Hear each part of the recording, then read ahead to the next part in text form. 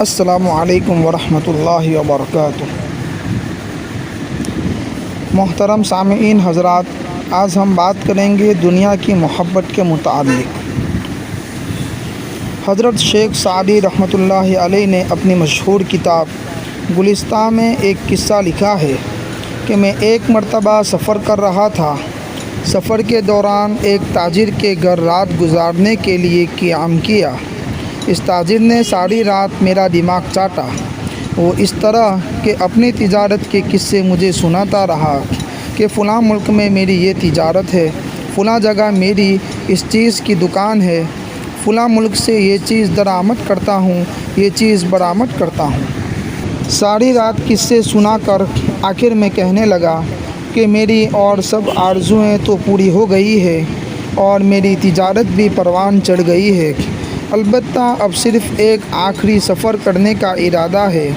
آپ دعا کریں کہ میرا وہ سفر کامیاب ہو جائے، تو پھر میں اس کے بعد قناعت کی زندگی اختیار کر لوں گا اور بقیہ زندگی اپنی دکان پر بیٹھ کر گزاروں گا۔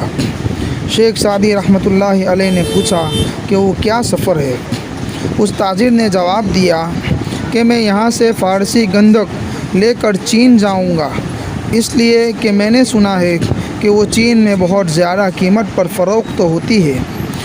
پھر چین سے چینی برتن لے کر روم میں فروخت کروں گا، وہاں سے رومی کپڑا لے کر ہندوستان میں فروخت کروں گا، اور پھر ہندوستان سے فولاد خرید کر حلب یعنی شام میں لے جا کر فروخت کروں گا، حلب سے سیسہ خرید کر یمن میں فروخت کروں گا، پھر وہاں سے یمنی چادر لے کر فارس آ جاؤں گا۔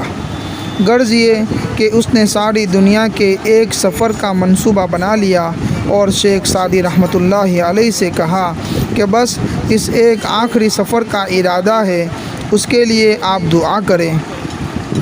اس کے بعد میں قناعت سے اپنی دکان پر بقیہ زندگی گزاروں گا۔ اس وقت بھی یہی خیال ہے کہ سب کچھ کرنے کے بعد بھی باقی زندگی دکان پر ہی گزار لے گا۔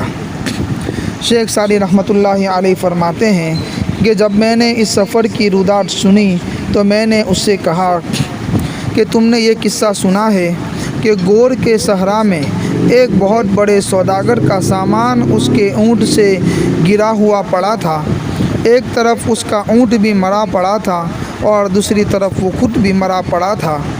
اس کا وہ سامان زبان حال سے یہ کہہ رہا تھا، دنیا دار کی تنگ نگاہ یا تو قناعت پر کر سکتی ہے یا قبر کی مٹی پر کر سکتی ہے، اس کے پر کرنے کا کوئی تیسرا ذریعہ نہیں ہے۔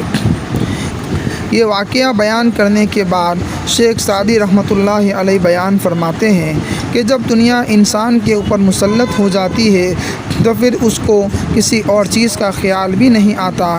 یہ ہے دنیا کی محبت جس سے منع کیا گیا ہے۔ اگر یہ محبت نہ ہو اور پھر حق تعالیٰ اپنی رحمت سے مال دے دے اور اس کے ساتھ دل اٹکا ہوا نہ ہو اور وہ مال حق تعالیٰ کی پیروی میں رکاوٹ نہ بنے اور وہ مال شریعت کے احکام بجا لانے میں صرف ہو اور اس کے ذریعے انسان جنت کمائے، تو وہ مال دنیا نہیں ہے، وہ مال بھی آخرت کا سامان ہے۔ لیکن اگر اس مال کے ذریعے آخرت کے راستے میں رکاوٹ پیدا ہو گئی تو وہ دنیا ہے جس سے روکا گیا۔ اللہ ہم سب کو دنیا کی محبت سے بچائے اور آخرت کی محبت کی فکر عطا فرمائے، آمین۔ السلام علیکم۔